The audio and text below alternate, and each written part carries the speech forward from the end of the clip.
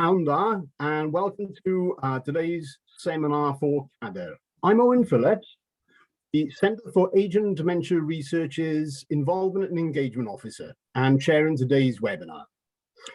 Again, hopefully you've signed up for an international perspective on safe visiting for care home residents during COVID-19.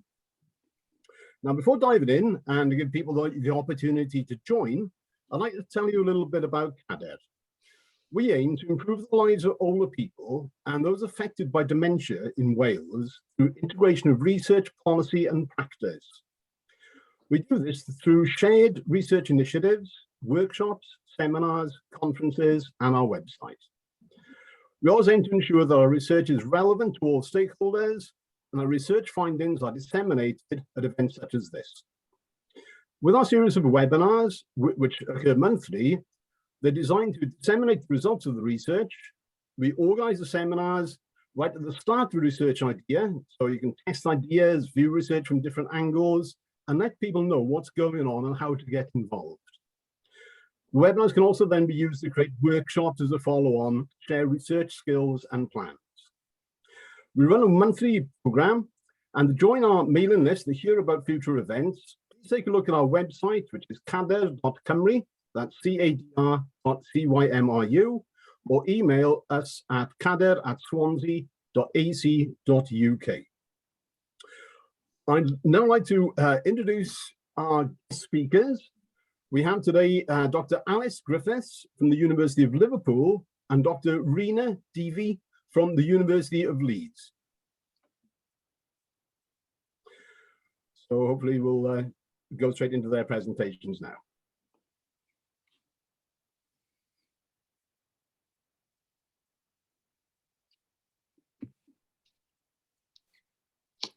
Hi everyone, Fernanda. I'm Alice, as Owen said, and Rena and I were part of quite a large research team late last year who looked at how safe visiting for care home residents was happening in different countries around the world, bringing together evidence and looking at what we could do to make sure that this was consistent and working for everyone.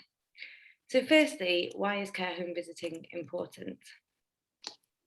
So early care home outbreaks at the beginning of the COVID-19 pandemic found that there was a much higher risk of people living in care homes getting COVID-19 and also dying from COVID-19. And in April 2020, when researchers first started looking at this, on average, 46% of deaths from 21 countries around the world were among care home residents. So we knew that a lot of people in care homes were dying from COVID-19. And we knew that there was an increased risk of people having mortality from this, as they are generally older and living with multiple comorbidities, including dementia. So this obviously, as we all know, led to wide-scale restrictions for care homes, meaning that they didn't have visitors often, there were complete visitor bans, residents weren't always allowed to leave the care home, or if they weren't always allowed to come back. And also there was lockdowns of individual care homes and care home organisations. Lots of people also stop professionals from visiting, and this might be podiatrists or hairdressers, chiropodists, and also entertainers. So a lot of activities programs were changed as well. In most countries, family visits were allowed on compassionate grounds, so at the end of the resident's life, although that was often differently defined within different countries. So some people would say that that was the last 24 hours of life. Some places would say the last 7 days. And for others, there wasn't a fixed definition on what that meant. But even in some countries such as Norway, those visits weren't even allowed. So actually people didn't have any opportunity to have visits before they died. So as I said, Rena and I were part of an international team that wanted to gather the evidence from different countries and look at what was happening around the world and how could we learn from what countries were doing and how could we bring this together to make it useful for people working in care homes, living in care homes, visiting, and also researchers. So we've got a couple of examples of different care homes from different countries, and this first one from Germany is a care home that was unhelpfully nicknamed by the German media the horror nursing home. So 112 of 160 residents with dementia tested positive for COVID-19, and of those 47 died. There was lots of staff members who were also infected, but visitor ban there was so severe that most of the residents died without seeing their family because the care home was completely closed to visitors, even for compassionate grounds. The staff felt, and the management felt, that it was hard to obtain sufficient PPE for the staff, and without even having that PPE for the staff, they then couldn't start to think about having visitors on top of that. Many residents were asymptomatic with COVID. It was impossible to keep an appropriate distance between residents with dementia, as people didn't understand what was happening and why all of the time. Now, obviously, these aren't issues specific to this one home. That's reality for lots of people living in care homes around the world. But the PPE was lack of availability was felt to be a real issue here. And the quote at the bottom is from a relative of one of the residents who died, who said, "I don't even know how he died." So because they'd been unable to visit and because they'd been unable to speak to their relative, she had no idea what had happened to him in the last kind of 24 to 48 hours of his life, which must have been horrific for the whole family. So looking at the impact of not allowing visitors, what impact has this had on residents? So in the Netherlands, staff reported that the severity of resident agitation, depression, anxiety, and irritability had all increased. So they were dealing with much more frequent and much more severe issues related to resident mood and well-being. In England, there was increased antipsychotic prescribing of around 5% for people living with Alzheimer's disease just in the first 3 months of the pandemic. In Canada, there was increased prescribing of psychotropic drugs. And in Ireland, 40% of family visitors who would usually be visiting said that their relative was not coping well with restrictions, and again, had reductions in mood and also more severe problems with their memory. So generally, we can see that the effect on residents from both a staff perspective and a relative perspective is that it was having a real impact on people's mood and how they were dealing with life in a care home. People were feeling much more sad, much more anxious about life, and struggling without seeing their relatives. And also the impact of this on the families. So evidence from Malaysia felt that people felt that they'd lost their caregiving role and they were isolated from their loved ones. And that was a very important part of their life, and they weren't able to access that in the way that they normally would be. In Taiwan, families were concerned about their relatives' psychological stress. They were concerned about the quality of nursing care that they'd be getting, and they were concerned about the reduction in daily activities that they were doing. In the Netherlands, relatives reported that they had sadness and fear for their relative's life and for what the person would be like when they were able to visit again. And in Ireland, visitors, those who were able to visit, had low psychosocial and emotional well-being. So as you can see, there's also quite a big impact on families and on their perceptions of who they are as a person and what brings them joy and happiness in their life. So in terms of what we're doing and what we should be doing to help ensure that residents and relatives and staff are all safe and all being able to visit whenever possible, this is a case study from the Netherlands where they did a pilot study to look at what happens if we let visitors into care homes.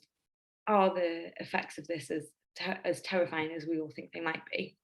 So it was in May 2020, so not that long into kind of visitor bans existing.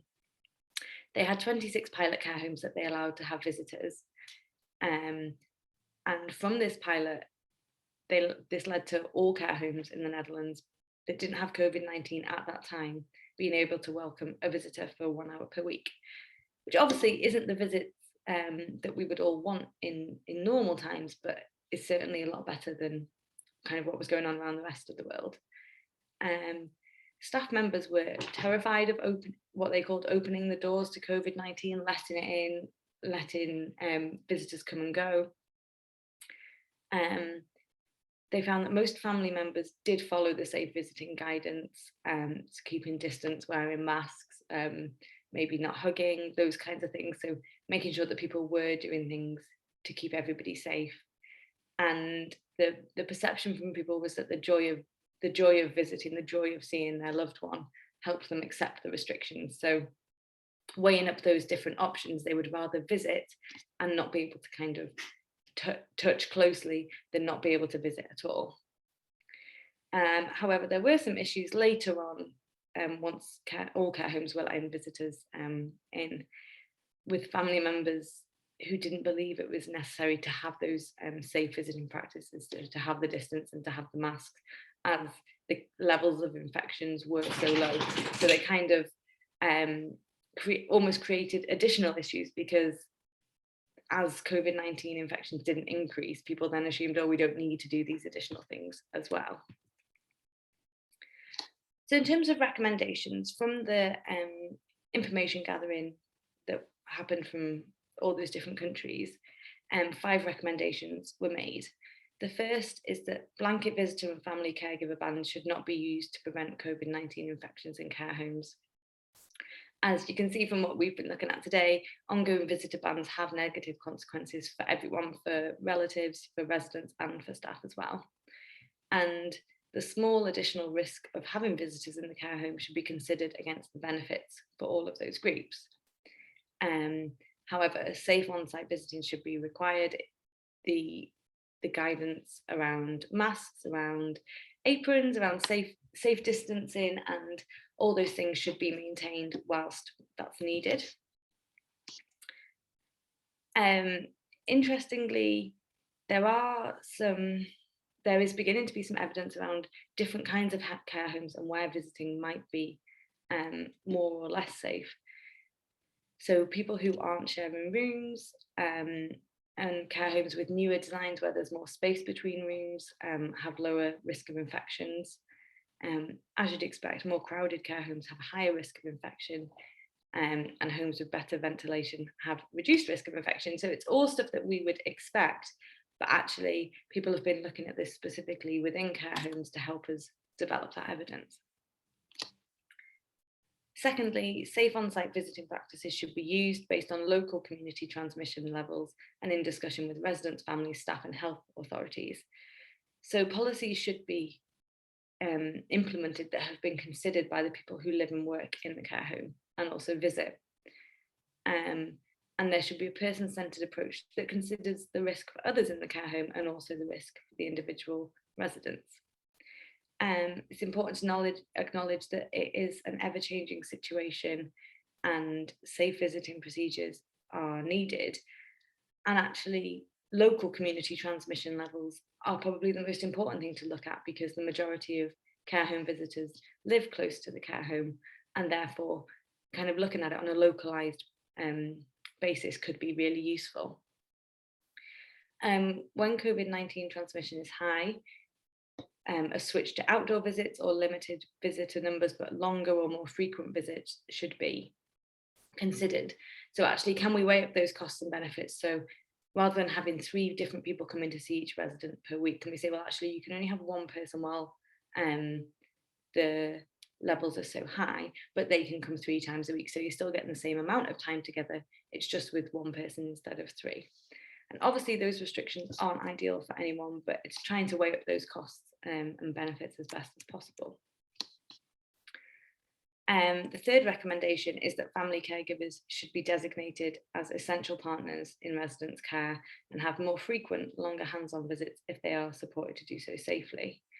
And this is specifically important for people whose relatives are used to visiting every day and have provided a lot of personal care or helped at meal times for the entire time they've been in the care home before the pandemic and have felt a real loss there.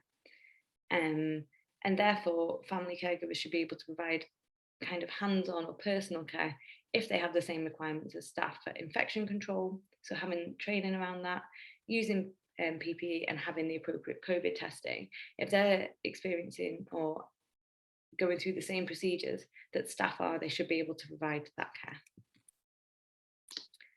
Fourthly, care homes should receive additional government funding and support to implement safe visiting practices. Obviously, none of this is cheap, none of this is free for care homes. They are battling lots and lots of challenges.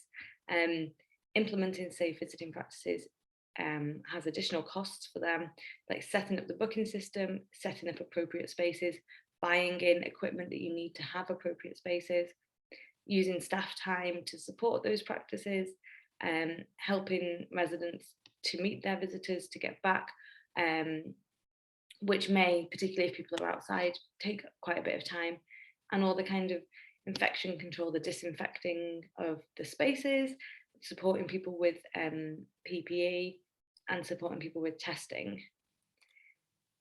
It's expensive, and it's not easy for care homes to access all of that always, particularly in countries where they're already struggling for access to those things. And finally, the regulators should be ensuring that care homes meet the resident rights to have visitors and that safe visiting practices are used. So what's difficult, and we've seen this in the UK and in other countries, is that individual care homes sometimes have more restrictive policies than the government directs. So there's issues here with who is making the decisions. So if you live in one care home, this is what you have, and if you live in another care home, you might have a completely different set of access or set of regulations in place. So some of this falls on the regulator for ensuring that the residents are supported to have visits that meet their needs and also don't violate their rights as residents living in a care home. And that's been really difficult for relatives and residents to work with, to work out how does my care home's policy deviate so much from the government directive, and how can I work with that, and how can I challenge that to make sure that I'm getting the visit that I want. So just to acknowledge the research team, so this is everybody who worked on the study around the world. I've put the link to the full results there, but what I can do is also pop that in the chat. We also have an online version of the document that kind of can be updated based on when restrictions change in different countries and is updated regularly. So thank you, Diolch yn fawr. Did anybody have any questions at this point?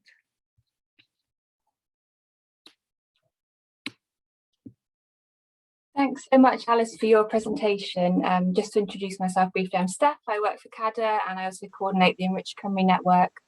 I can't see any questions just as yet in the Q&A or the chat. Sorry, I have a question. Hi, Steph. Sorry. Yeah, I have. I've just unmuted. I'm awful sorry if I'm pronouncing your name wrong. Yinlami? Yeah, it's fine. Fine. Go ahead.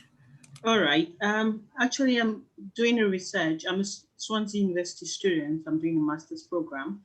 And my research is actually currently on the effect of the lockdown, the impact it has on dementia patients, because I actually work in a care home. What you've said actually does help me with my research, but my question is this. From the PowerPoint slide, I saw where you said some policies from the care homes are actually different from the government directives. Now, my question is this. That's one. Then two, something I can remember is we have to explain to the residents and the family members on the policies of what really is going on. Now we've got dementia patients who seems to not understand, let's say, most things. How do you do that? How would you be able to explain to them? Because the real fact is this, what I actually noticed is the effect. COVID is there, but the effect of the lockdown is really impacted them negatively. I saw it.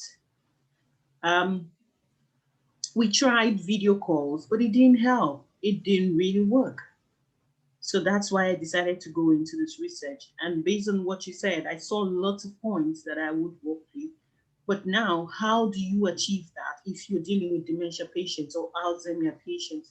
How do you handle that? Thank you. Yeah, it's really difficult, isn't it? And I don't think we necessarily know the answer yet, because it's not something that we've ever had to deal with before. If care homes have had to lock down because they've had norovirus or a flu outbreak, it's only ever been for a few weeks. So we've only ever had to kind of support people through a few weeks of not seeing their relatives. And like you say, video calls was seen as this kind of replacement for visits, but actually for a lot of people with dementia, it didn't work. And also for a lot of relatives, it didn't work because they were shocked or unhappy after not seeing their relative for so long, that they looked frailer or that they didn't interact very well on the video call. So in terms of what works for kind of explaining this to people with dementia, from my experience, just talking about it as frequently as possible with people and kind of repeating the procedures and explaining kind of what day it is today and when they'll see their relative. And, you know, remember, we've all got to wear those masks at the moment, just kind of making it as a part of normal day-to-day living where possible. But I agree, it is really difficult. And I think Rena's got something to add here, so I will mute and let Rena jump in. Hi everyone, thank you for your question. Just to add to what Alice has said as well, a separate study we did last year looked at learning from the first wave, and really this is a really key point that's been brought up. Like, the lockdown period really impacted on physical and mental well-being, and particularly in residents who have got dementia. And the learning from that was that there really needs to be a strong focus now on rehabilitating these residents. So through like physical rehabilitation, because of the lack of activity has led to decline in physical ability, but also mental health as well, and well-being. So we've got a paper under review at the moment which emphasises this point, but that will of course take some long-term work. But a key finding from that paper was that the focus now needs to be on rehab and helping these residents who have suffered because of the lockdown and lack of activity and not seeing their friends and family. I hope that helps to address Yeah, it does help. Thank you very much. Great, thank you so much. If it's okay, we'll move on to some of the questions in the Q&A now. So, question from Nancy, that you referred in your presentation to 1.5 metre distance, but the guidance I think is still saying 2 metres, so if you can respond to that. Well, that's because it was kind of the guidance from around the world. So that was, most countries are 1.5 metres. Yeah, obviously we're 2 metres, some countries are 1 metre, sorry. And that just highlights, I guess, the issue, isn't it? It's so different between each country. But yeah, 1.5 was the kind of average, right, and the most frequent that was being given when we were bringing all the evidence together. Okay, yeah, thank you. I hope that clarifies for you, Nancy. And Emma would also like a clarification around, because you mentioned psychotropic and antipsychotic medication. So could you just talk about the difference just briefly? Oh yeah, sorry. So antipsychotics are a form of psychotropic medicine. So 5 types of psychotropic medicine. So antidepressants, anti-anxiety, stimulants, antipsychotics, and mood stabilizers. So I guess that's kind of a linguistic issue where it's just what medicines people have been looking at. But yeah, antipsychotics are the ones that are normally of most interest in people living with dementia, because that's the one that all the policies are trying to reduce use of antipsychotics. Okay. Yeah, I hope that clarifies. And Claire asked the question really importantly, how are these findings being fed back to local government policymakers, you know, to inform the future, basically, particularly the Welsh Government? Well, Rena, have you got anything to say about that one? It's been, I think the findings have been shared, but seeing that translated into policy and guidance has been a bit limited. I think it's such a difficult topic, and I think the guidance is sometimes churned out really fast and doesn't fully reflect the evidence, I think. But yeah. And I think one of the challenges as well, wasn't it, that we were bringing together evidence on behalf of countries, but actually there were so many regional differences that we were even struggling to kind of say what is happening in the average care home in England, what is happening in the average care home in Wales. And when we started this, Rena and I were kind of representing the UK within this team, and we were saying, well, actually, no, there isn't a UK-wide policy. We can't do that, because there are 4 different nations and there are 4 different policies in place. So I guess doing out anything we can to promote the work, so doing webinars like this, having it on the reports on what's called the long-term COVID website, so that is freely available, trying to promote it with the media. There's been some work done by the people leading it, looking to speak to the media in different countries, but it is difficult to find kind of those channels in each individual country, but it's something we're working on, and if anybody's got any thoughts on how we can do it better, we would really welcome that. Absolutely, yeah, please do post in the chat if people have got suggestions or comments on that. Okay, so moving on to Kevin's question, kind of looking at the flip side of this. So with regards to residents' rights being breached for visitors, have any views been gathered from care providers and residents about wanting to actually restrict access and keep them safe? So the kind of the other side of things. Not in studies that I've been involved in. That was certainly something that they did do in that pilot study in the Netherlands, where they found that actually the visitors and the residents very much wanted this, and the staff were very much more afraid. Right. But I don't know, has anyone done that in the UK that you're aware of, Rena? I'm not certain, but I'm just going to add to that. I suppose now with and this discussion and the interaction session after this, we'll focus on the testing. But I suppose with testings in place, and there are ways of doing visiting safely. So I guess blanket visits, I just don't feel like it feels like that there are options to avoid that. Yeah.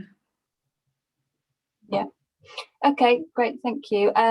So then Nicola's got questions around human rights of residents, really. So given that the guidance in Wales is non-mandatory, so the regulator can't actually enforce it, then the policies are obviously then left to each provider to set. So do you know if there's anyone looking at care home providers' policies and judging whether it does or doesn't breach human rights of residents? You can comment on that, perhaps. So there's a couple of groups that I'm aware of. One is called Rights for Residents, and they've been really kind of trying to support people who are making those challenges and pushing to make sure that they have access to their relatives. And also John's campaign, which is traditionally about ensuring that people with dementia have access to visitors in hospitals. They've kind of branched out and included care homes in some of the work that they've been doing, because it's been such a prominent issue. Yeah, great. Sorry, I just realised someone below did comment about the Rights for Residents group, and oops, it's just flicked up a second. And commenting that her mum's in a care home, and really noticed that difference over the year. And someone else commented, Emma said that she explained to her nan that it's more like, it's kind of, imagine it as a Spanish flu, which she might remember.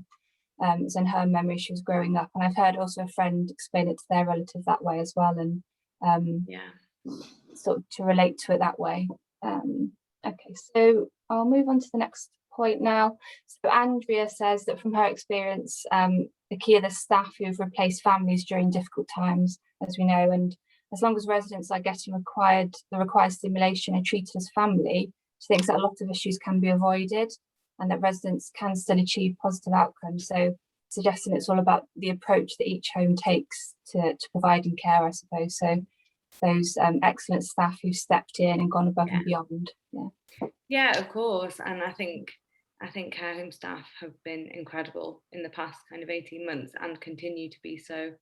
And yeah, if you're delivering person-centered care and you're supporting your residents and making sure that they're getting personalized kind of activities and being supported with their emotional needs, then of course, that's fantastic. And I know as a nation, we're not always particularly grateful to care home staff and particularly aware of just how difficult a job and how important a job they're doing.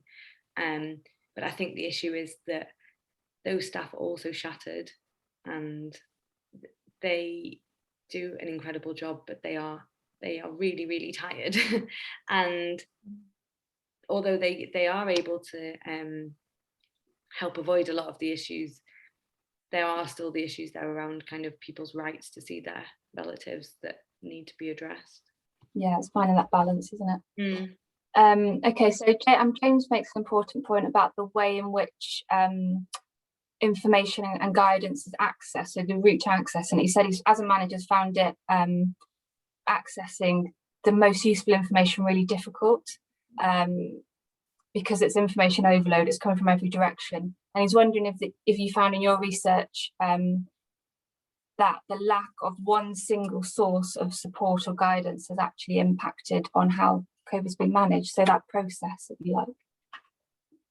Yeah, definitely. Rena and I did some work last year with care homes, care home managers and care home staff, trying to work out how they were working out what to do. So how do you get all that information together, and how do you look at which bit applies most to your care home and which bit should you be focusing on?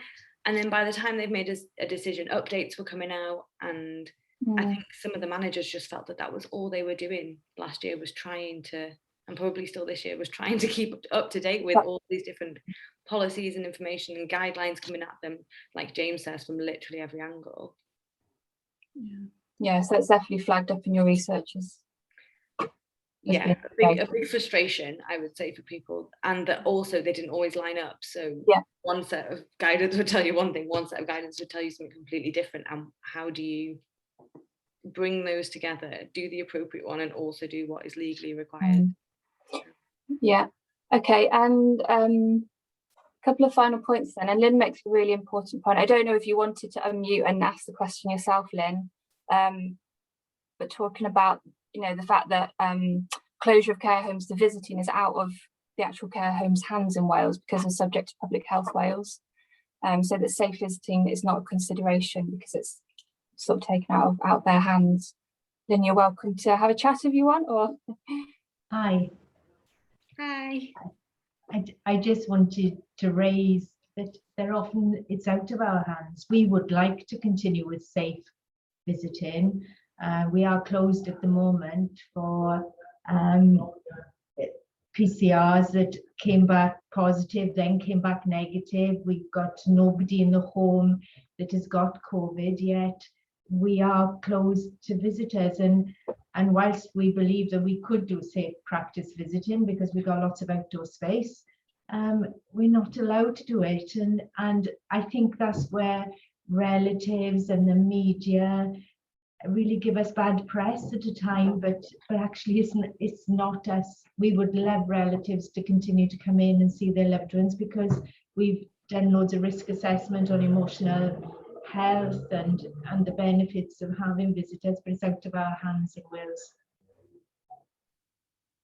That was all really, I think. Yeah, thank you, Liz. It's really important. No, I agree with all the research, but actually unless the governments pick up on the recommendations, then nothing is going to change.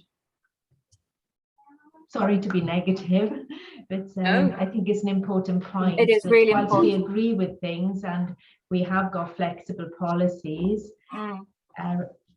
Relatives see different things in the media. Yes. Yeah, the role of the media as well. Yes. Yes. Yeah. No, please don't apologise for being negative, Lynn. That's absolutely the experience and the reality of it, isn't it? That we can make recommendations and we can say that this is what we believe care homes should be doing, and we know that that's also what care homes often believe they should be doing, but the guidance and the different kind of regulatory bodies often don't match up to that. So thank you for sharing your experience, and hopefully you're able to have visitors very soon. Yeah, hope so. Great, thank you. I think one final question before we move on from Nicola around, did you look at the issue of provider insurance? Did that come up in your research? Not in this one, I don't think. I think it came we had some insights during a previous study where we looked at what are the questions coming out from care homes, and unfortunately there wasn't actually any answers, but this question has been raised around care home insurances and policies, but I haven't come across any research that picks up. Great. I think the other thing to say is that some of the countries that we were trying to gather evidence for probably don't have provider insurance, don't have regulatory bodies. Like it was quite I guess emotionally challenging for us as researchers to see some of the things that actually we're so used to, this kind of information overload, things coming at you from every angle, but actually some care homes around the world were saying we don't know what to do because we don't have anyone telling us what to do. We're just copying what other countries are doing and hoping the best.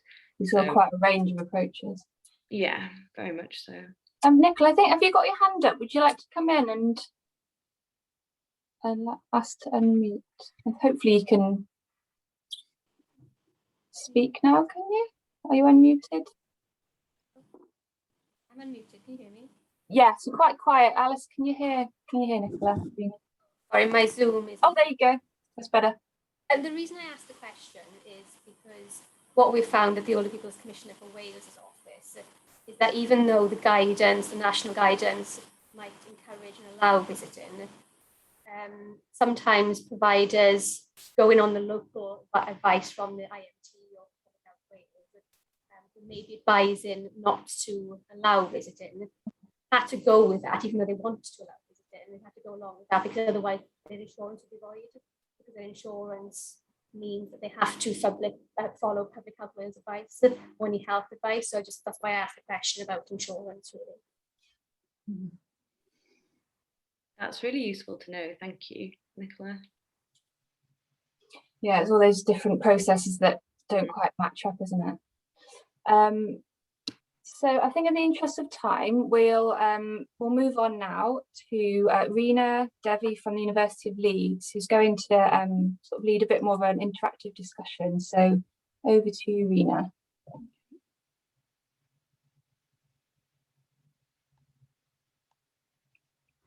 Yeah. Hi, everyone.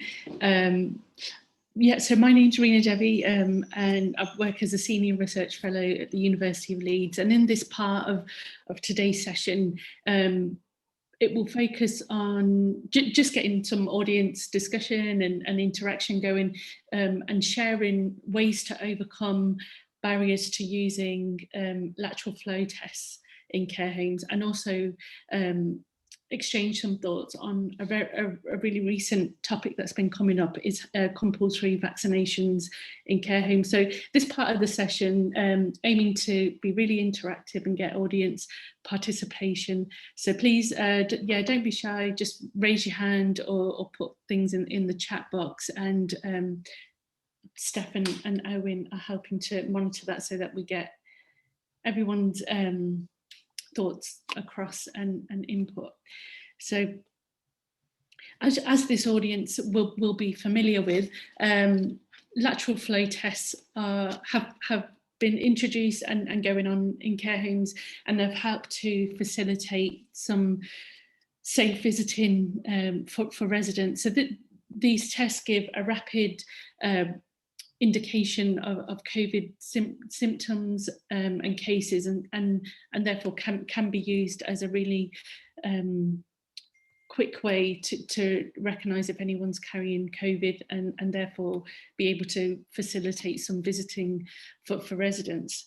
While these tests are really great, and they do give a way to rapidly test family and friends and also staff. There have been some challenges reported with using this test. So some research that came out quite recently outlined some of the challenges in practice with using these tests. And so the next part of the session, I'll just be presenting some of the challenges and share. And I thought if people from the working in care homes recognise these challenges and can share with the group different ways that they've effectively overcome these challenges, that would be great. So the first one is one of the challenges reported with using lateral flow tests is that these tests can sometimes lead to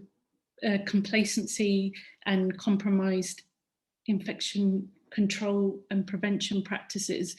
Have other people experienced this in their practice, and what has helped to overcome this?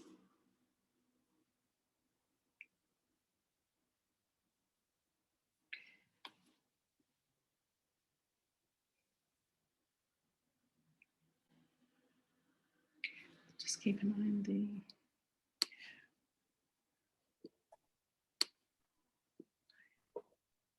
Yeah, please post comments in the chat, or if you'd like to put your camera on and speak about your experience, that would be great.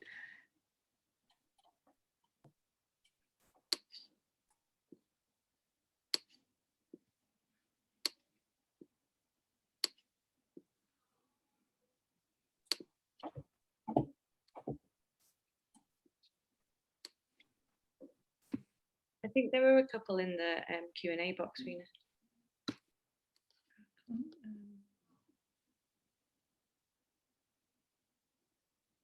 Okay, Laura, yeah, I've experienced an outbreak at previous job role and due to staff becoming complacent. Yeah. So you felt reassured with the test because staff became complacent rather than the test leading to complacency.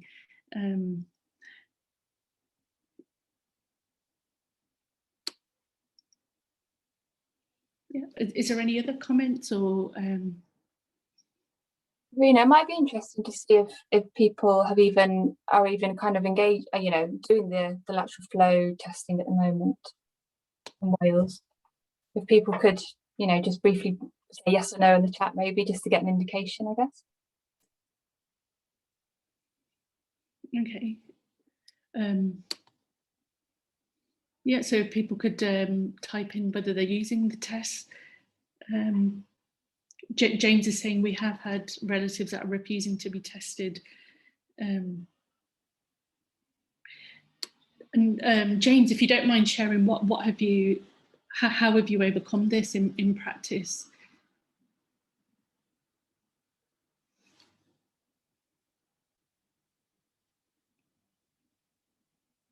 Oh, I'm getting more questions and answers. I'm sorry, I wasn't seeing all of these before.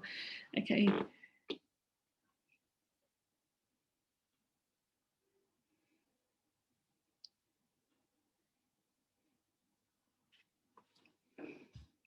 Okay. So people are using the lateral flow test. I'll move on to the next challenge and see if that might, if people recognise one more. So another barrier to using these tests found in this research was that the implementing these tests led to increased staff workload. So this was just administering these tests was it increases such a workload that actually it's taking staff away from providing resident care.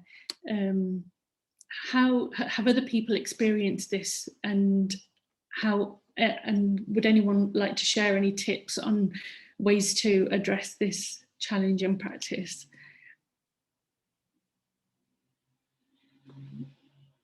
Okay, Sian says recruiting additional tests to coordinate testing. Yeah, I think this is something that's come up quite a lot in other care homes as well.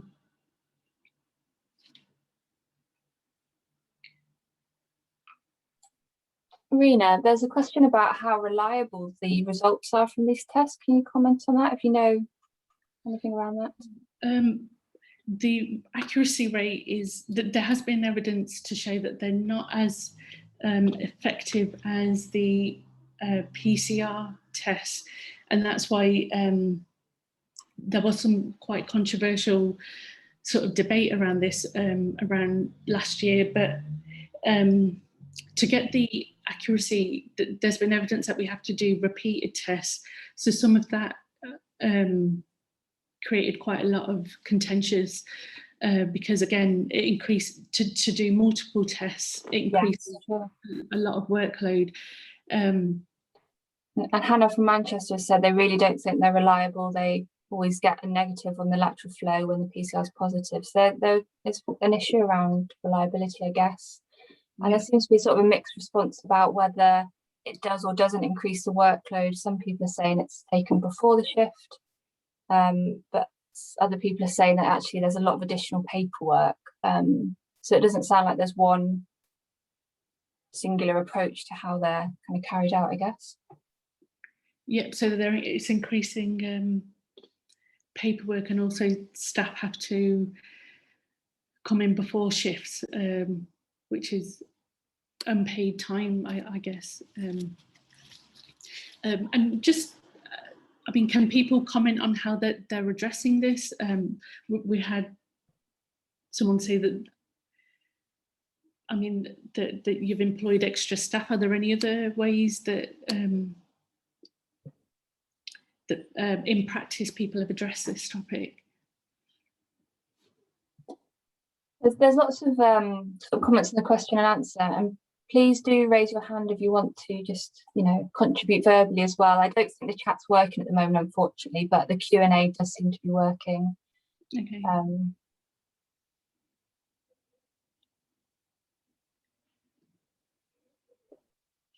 Just scanning down.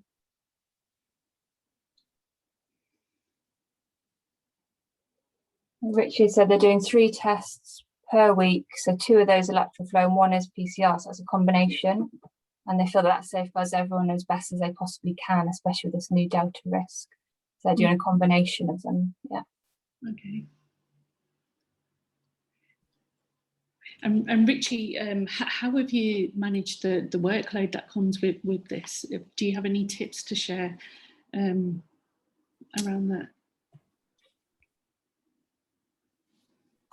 Hopefully you can unmute, Richie, if you wanted to. Let me just see where you are, Richie. Allowed to talk. Hello. Oh, there we go. Yeah, so basically with my team, it's about regular reassurance, and we do regular supervisions and obviously meetings. So it's mainly about me leading by example, and obviously being enthusiastic and obviously praising the staff team for all their efforts. And that does go a long way with my staff team. So that's how we've managed the workload, is showing that their efforts is obviously contributing to a safer society. And that is for me really important when you're asking staff to do a workload or increase workload. Yeah. I think praise is a big thing, because I think we hear too much negativity. So I think if we flip the coin and start praising more, then I think people then will become more sort of helpful, and their efforts will increase. I mean, praise does go a long way. I just don't feel that across health and social care there is enough of it. Yeah. So that's part of a wider messaging that needs to go out, isn't it? I suppose praising and focus on the positives and what you can contribute by playing your part.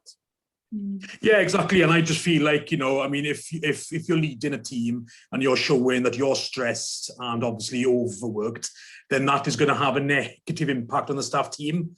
So then I think it's really important of how you self-reflect and how you communicate with your staff team. So it's really important that you show that your staff team are valued and that you do regularly speak to them, and you do listen to feedback. Now, a lot of the protocols I have in place is around my staff's feedback. So obviously I'm following the advice from Public Health Wales, but it's really important that we listen to the staff team, because it's them that's working on the front line. Absolutely.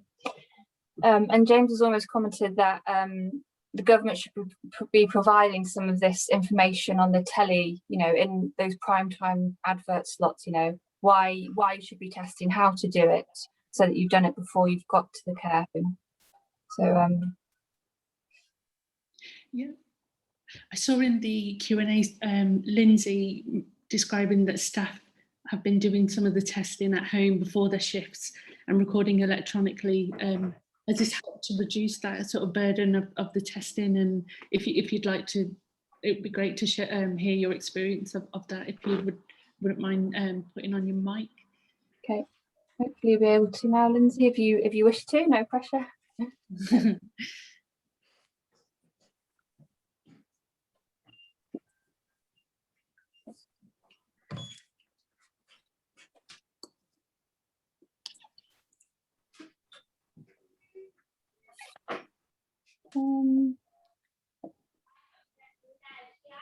Oh, I think you're on, are you, Lindsay? If not, we can come back to you.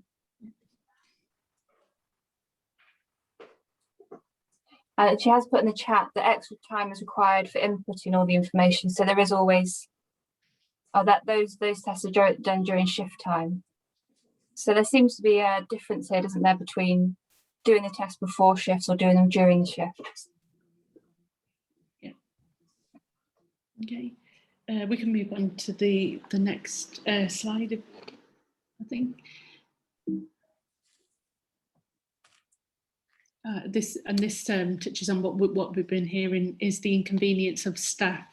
So with the test, another key finding was that staff were describing the inconvenience of having to arrive early or stay later to get tested, and this was found impractical.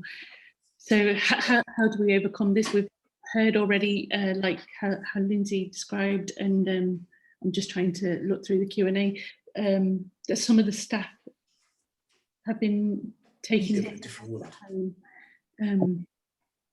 Anything else anybody would like to share around overcoming inconvenience of using these tests or any other tests that have been felt quite impactful for staff? What's in health? What's to come in? I know what people, there seems to be an emphasis on extra.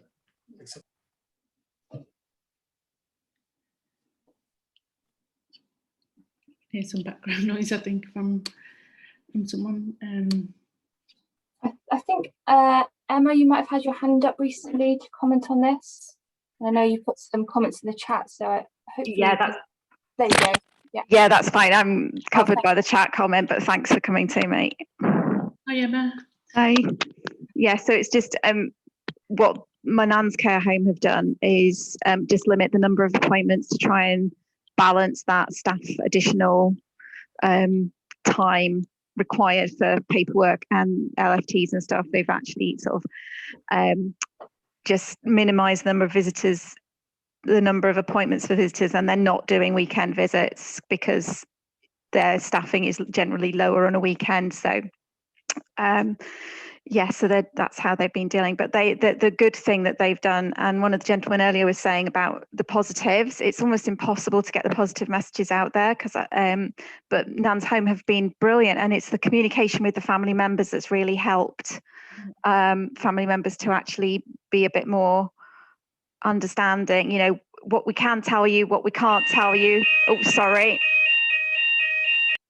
That's all right. Fire alarm at work, testing, thank goodness. Just that communication has been the best thing that most of us who have family members in the home have noted. But thank you. That's great to hear. So really, so with the communication, you're right, just to describe how was it really great? Was it regular? Was it, like, it was. Yeah, it was regular. As soon as anything changed, because the problem that a lot of the care homes have had is that they're told what they are implementing on Monday in a government announcement on Monday morning, which doesn't help them actually put anything in place in time. I mean, this is in England, so I don't know quite how much more notice you get in Wales, but so we've been getting emails as soon as there's a potential change. They'll tell you what information they're waiting for and what they expect to happen. As soon as there is a change, and of course they're dealing with Public Health England and the local authority health group partnerships. So they'll tell us what they do know and what they don't know, so that you're not asking, yeah, but what about? So you're not going, oh, but I heard this on the telly. What can we are we going to be able to see our family on Monday? And they have to go, and they've sort of preempted that by coming to us in advance saying, we don't know, but we'll let you know as soon as we do, which is kind of, I think, really the best thing about the communication that they've done. I mean, I've kept every email that they sent us because they've just been so good. And I've heard so many stories of people who haven't had that kind of communication and are in the dark. I mean, they built a pod to allow visits in the winter. They've got outside visits. My nan's 99, so they're going to do something special for her 100th birthday that's going to allow more than, they'll flex round where they can. So, as long as we can meet outside, the 3 members of the family. So we had 1 nominated visitor. Then we went up to 2 named visitors, and you have to do your LFT before you go in. Now we're up to 5 named visitors at the moment, but you can have slightly more than that if you're outside. But it's all in communication and through talking to them and adapting. And they were also, Nan decided at the very beginning of the first lockdown that she might want to die. So she was on an end of life plan, and they adapted to that. And then she started getting better, so they adapted to that as well. And I've tried to get that positive story out locally, and there's just no appetite for it. The kind of the bad care home image is just so kind of prevalent in the storytelling that anything we can do to change that would be really good, and things like this really help. That's great to hear. Happy birthday to your Thank you. And she has 100, but so that reassuring communication, regular, even if the care home are uncertain, but letting you know that they're uncertain, and they're working on figuring out a way to facilitate visiting and doing adaptations. That's great to hear. Thanks for sharing that, Emma. No problem. Thank you. Thank you. And I'm just seeing a comment from Nancy around so you work in a small local authority. Is it all right if you, Nancy, just describe a little bit about this, and just tell us a bit more about what you've been doing, and is that okay? Thank you. Yeah, fine. Can you hear me all right? Yes. Oh, good. We work in a very small local authority, and over the years, there seem to be not surplus staff, but a lot more staff around in management and whatever. Long time ago, well, over the years, obviously, this has diminished. And what we find is that it's very much like the boiling frog syndrome, in that extra work is being put on us, but it's so bit by bit that you don't notice at the time until you get to the point where you're so stressed out over it, because there are no other resources around to be able to assist us with everything that's gone on with the COVID, the testing, the training of staff about LFDs, you name it, everything. And it's all fallen on the home manager. There is no leeway for us to say, right, well, I'll do this instead of my day job. That's got to be done as well. And working 37 hours a week, which is always occupied, gainfully with, management of a care home. The issues, the COVID-related work, if at a peak of, an outbreak, that itself can take up to 37 hours that you work, as well as the 37 hours that you're already doing. On a good week, when everything, touch wood, is going tickety-boo, it can still take about, a good 20 hours of your working week up to whatever it is that you're going to do about it. But there's no leeway in, taking off other aspects of the work to be able to focus on it. And, from talking to a lot of colleagues, is that the work-related stress that this is putting on managers is phenomenal, myself included. And I do find it a particularly difficult period. And it is leading to work-related stress, because it's not a big piece of work that's been dumped on you in one go where the shock hits you. It's continuous, it's relentless, it's been added to all the time, but you become almost immune to it, because it's become part of the nature of your working life at the moment. And my concerns are, the long-term health implications for managers such as myself who are dealing with this. And I know there's a lot of us around who are doing it as well as a day job. I'm quite concerned about, like I said, the mental health, the impact it'll have on people's well-being, because it is incessant and relentless at the moment. And can't really see much end to the situation, So I just really, what I want to do is to express my condolences to anybody else who's going through the same situation at the moment. No, thank you so much for sharing that, Nancy. And you're absolutely spot on. I mean, it's coming up to a year and a half that this is a really hard way of working, where it's just things are coming all the time, and the pace at which things are changing, and then having to catch up. So it is such a difficult time. Is there anything that you found helps to overcome the sort of stress and all the work that comes with this? Is there anything that you want to share around tips on how you've managed, or if you'd like to share that? Or I don't think there's anything I can share. I mean, we all get information from our various work, employers and occupational health or anything like that, about all these sites that you could go on to for for well-being or mindfulness sites. I personally, from my point of view, they do not work with me. My issue is, in my private life, I have no other worries, stresses, or anything like that. My stress levels are caused simply by work. And when somebody says to me, "What can we do to help you?" is take away what you've dumped on me and your expectations for the last 18 months.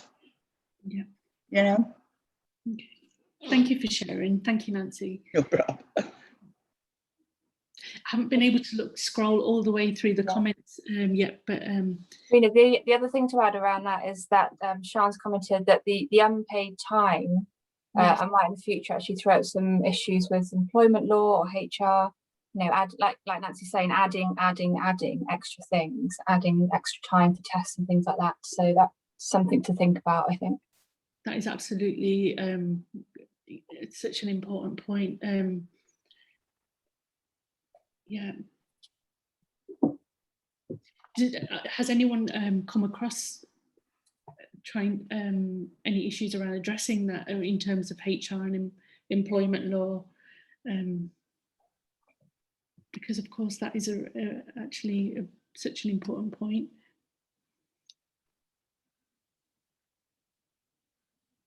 If there's a comment, please add it. But we could always come back to that point maybe and move on to the next slide, just in the interest of time, Rena. That's okay. I'll keep an eye on the comments. Mm-hmm. Yep. So another challenge highlighted by recent research was that even with testing and enabling, helping to enable visitors in homes, they haven't always facilitated the human interaction that people have hoped for, because people still have to wear all the PPE and keep a distance with social distancing.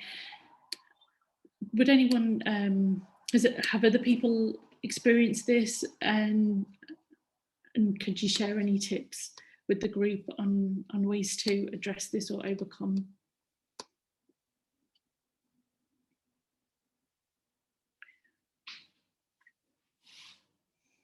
it's quite a difficult one, I suppose, especially having to still wear PPE and follow infection prevention and control measures.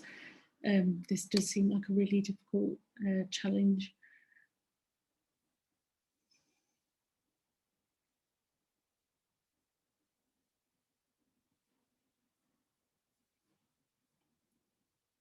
If there's not, we can move on to the next slide. Yeah, maybe move on. I think there's probably something we're all still grappling with. So if anyone does have any comments, then I'll pick them up as we go through. Yeah, thanks, Steph. So another topic that's been coming up is false positive tests, and this has been raised earlier in the discussion. That there can be false positives with this test. They're not always that accurate, the LFDs, and this can be quite harmful for the sector because a false positive can lead to losing staff because of mandatory self-isolation protocols. Is this an experience felt with other care homes, and how people overcome it? So there was a comment around combining with PCR tests. Are there any other, would anyone else like to share any other kind of anecdotes or experiences around this?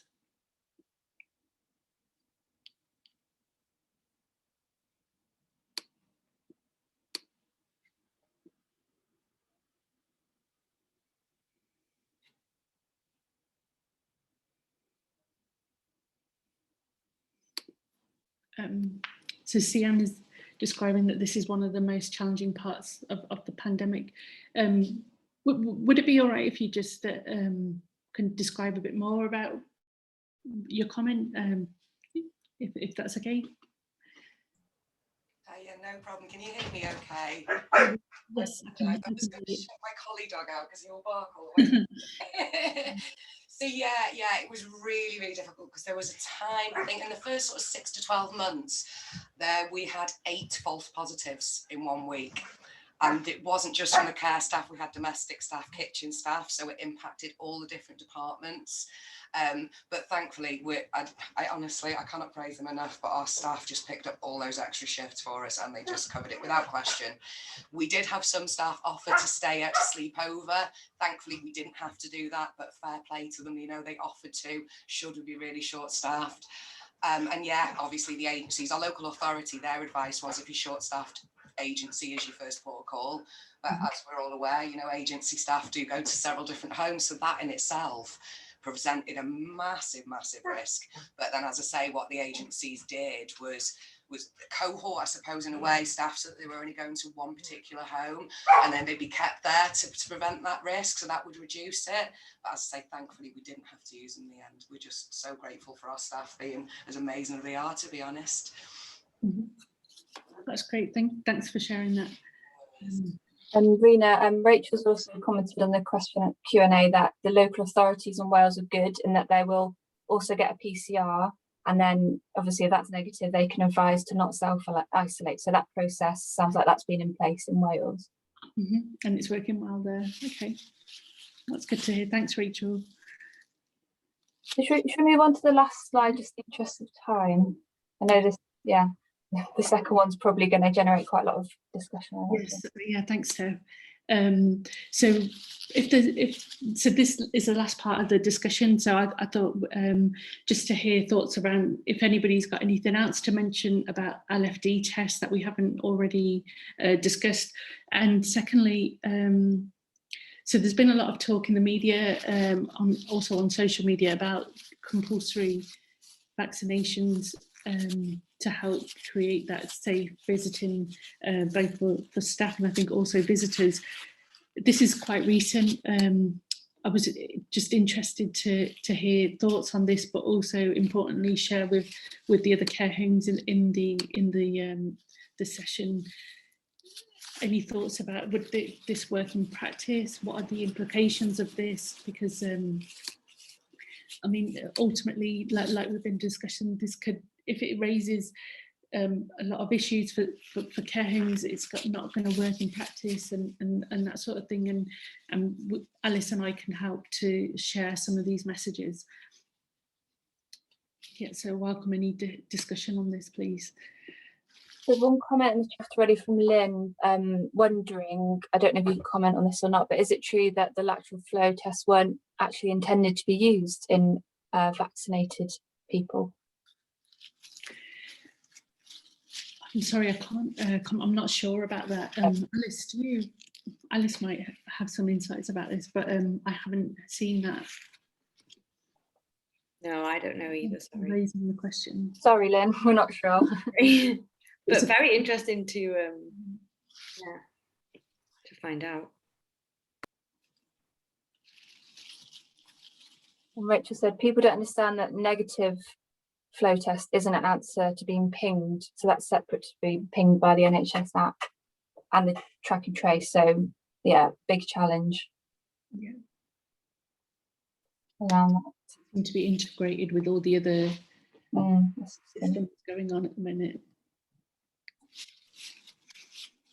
Then any comments or thoughts around this idea of having mandatory vaccinations? I think that's like kind of our last point of discussion, isn't it now? Yes, yeah. And if people are able to unmute, then please do so. Or raise your hand and I'll try and spot if you're doing that. As Sanjeev said, ideally it should be mandatory unless for medical reasons. Sorry, I didn't type it properly. What I actually want to say is this: when it comes to ethics, is it that people do not have autonomy when it comes to mandatory vaccinations? Because based on policies, should we be enforced to have vaccinations? I'm not sure if it's completely. Yeah, I didn't type it properly. What I'm trying to say is, does it not go against the ethics of human rights to enforce vaccinations on people? No, I agree. That's a really good point, because it takes away people's freedom to choose if they want to remain working in a care home or seeing their visitors, their relatives. It's a really it's a difficult issue, especially from a human rights and freedom point of view. It is. I don't know a lot about this topic, obviously, but I know that in France they're introducing mandatory vaccinations now for health and social care staff, in the sense that they say that you'll no longer be paid unless you've had the vaccination. So they're not firing you, they're not sacking you, but they're saying you'll no longer be paid if you don't have it. And I guess that works in their employment law. But just to throw that in there, just for yes, and it is a really sensitive topic. Sorry,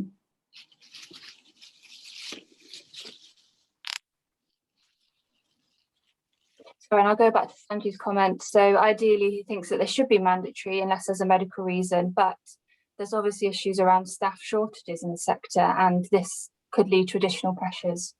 So, you know, it's not an easy decision, I suppose. Kate said, I don't think it should be mandatory. You'd hope that all who kind of work in the sector would have it through discussion.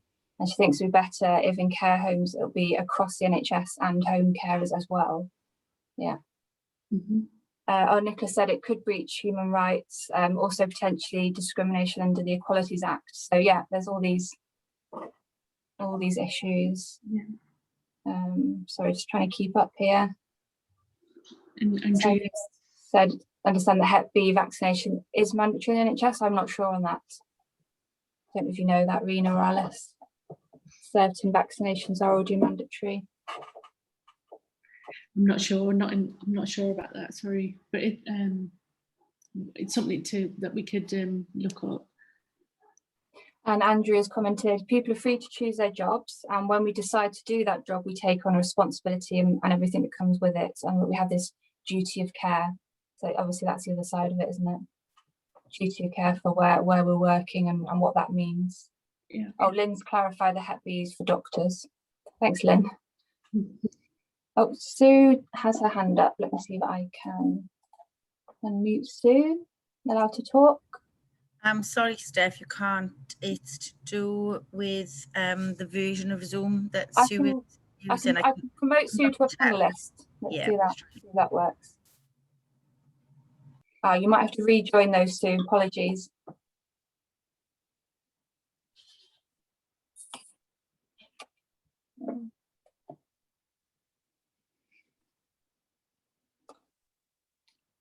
Sue, you're on mute.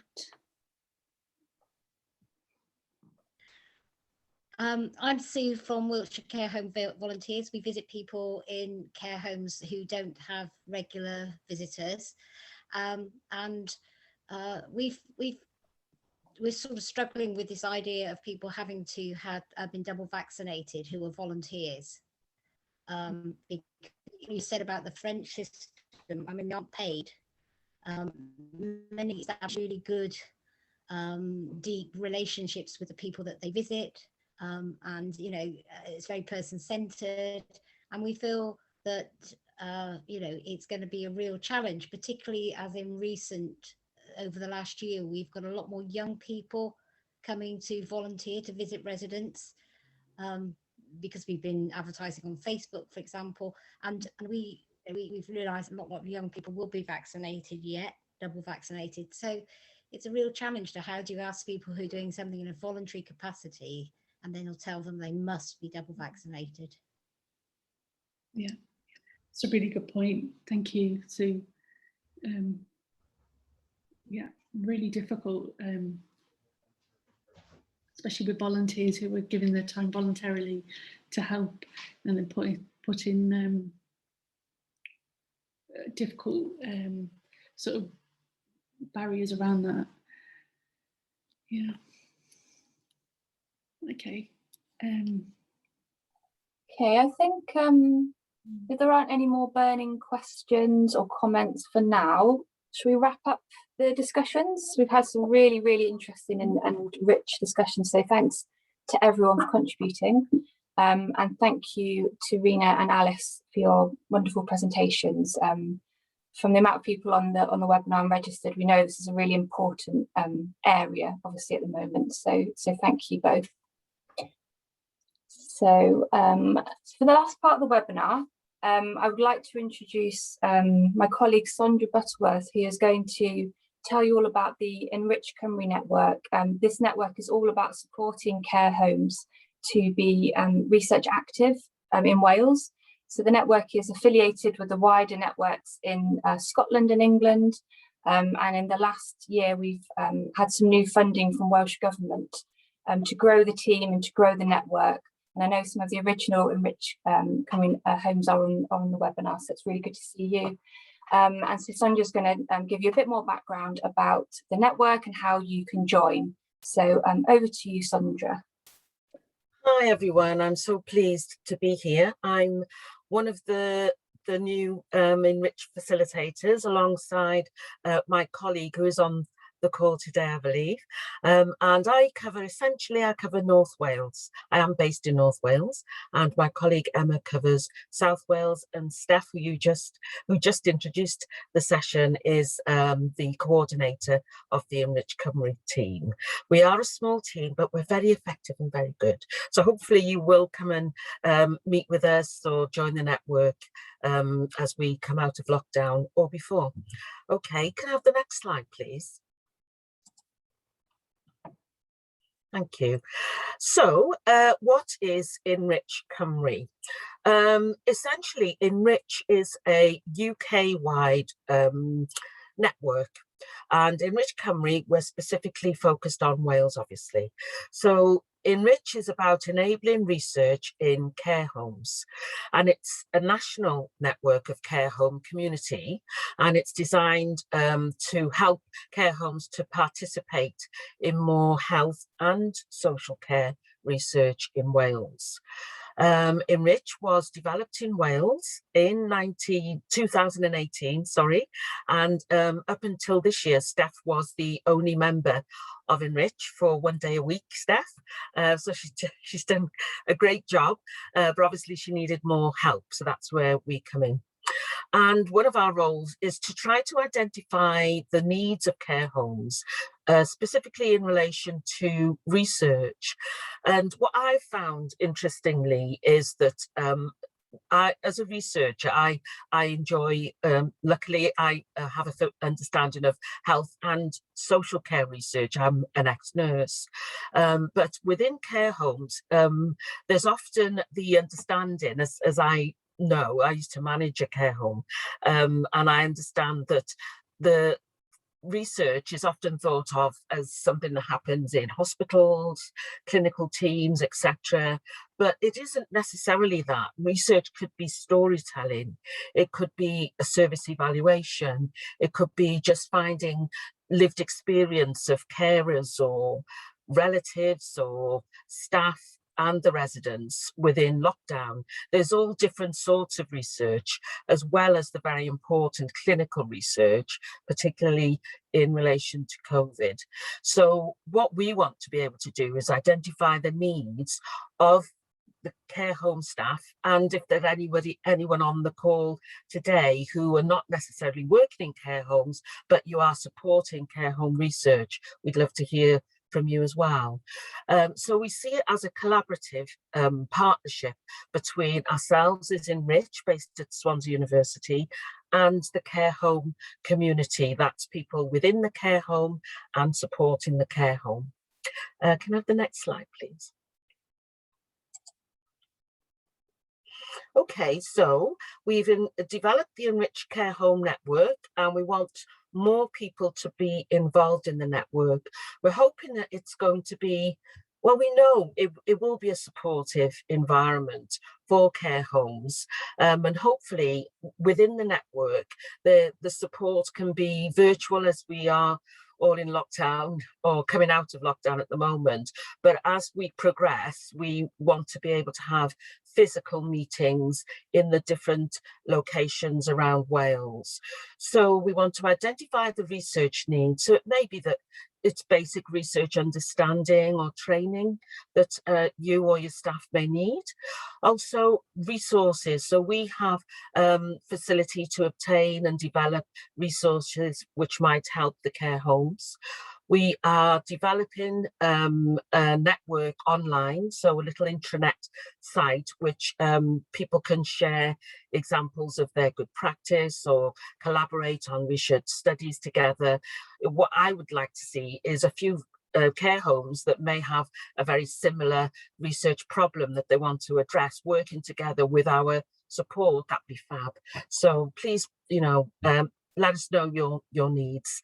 And obviously, if you do decide that you want to do some research, there may be funding available for your specific type of research. And that again is where we come in to help with funding applications, so we can signpost you to different people within Wales who can help you with the funding. Next slide, please. Okay, so as members of the Enrich Network, you'll receive a new welcome pack, which we are just putting together, and my colleague Emma has been working really hard on putting that together. And it'll include various different, these are examples of what could be included in the welcome pack. Well, these are some of the samples.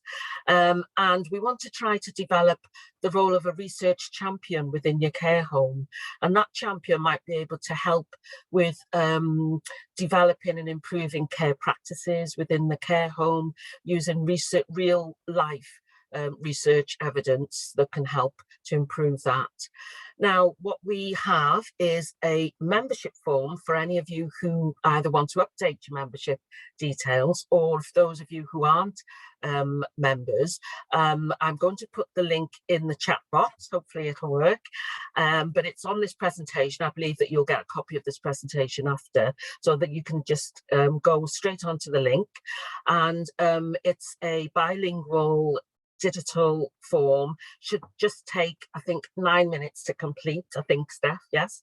And it's very easy to complete. And what we then will be able to do is connect with you and then join our intranet and be able to connect with other Enrich Care Home members of the network. We also have a new email address that goes to the full team. And oh yes, Steph is saying yes, the form is 9 minutes to complete.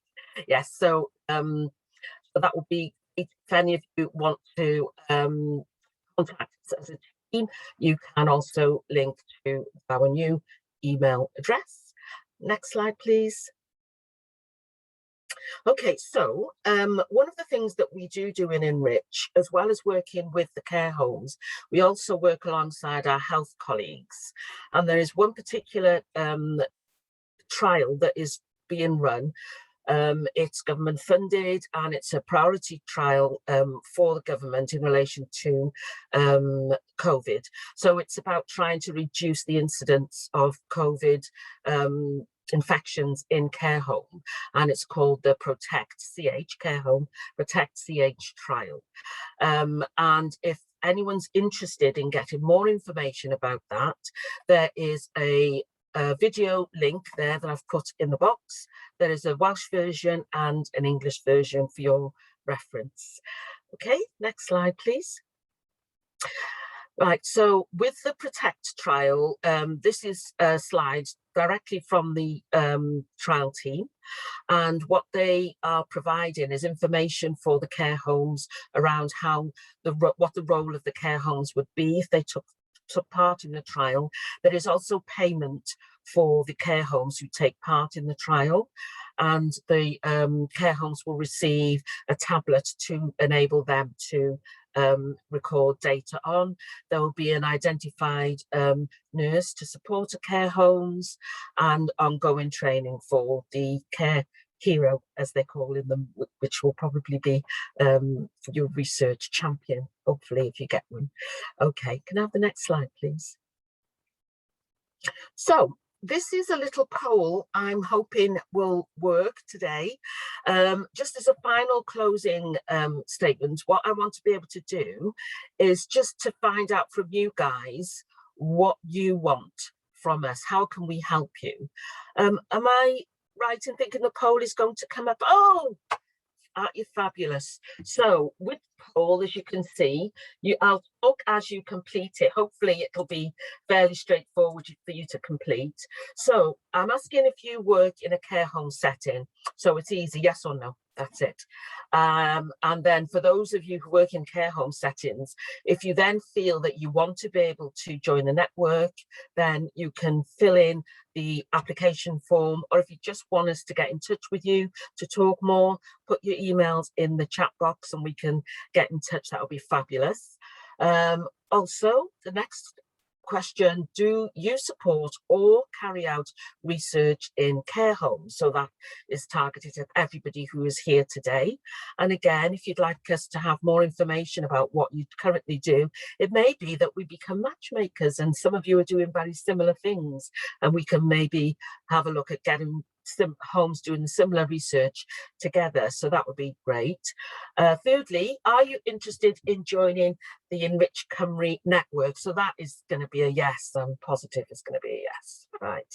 And then finally, as I said, the important Protect CH trial. Would you be interested in being involved in the trial? Check out the information that is going to be in the chat, but it's on the presentation as well. And then you can get in touch if you have an expression of interest. I'm sorry that it leads you to that. The trial team will get in touch with you then. Okay, and then my final slide, please.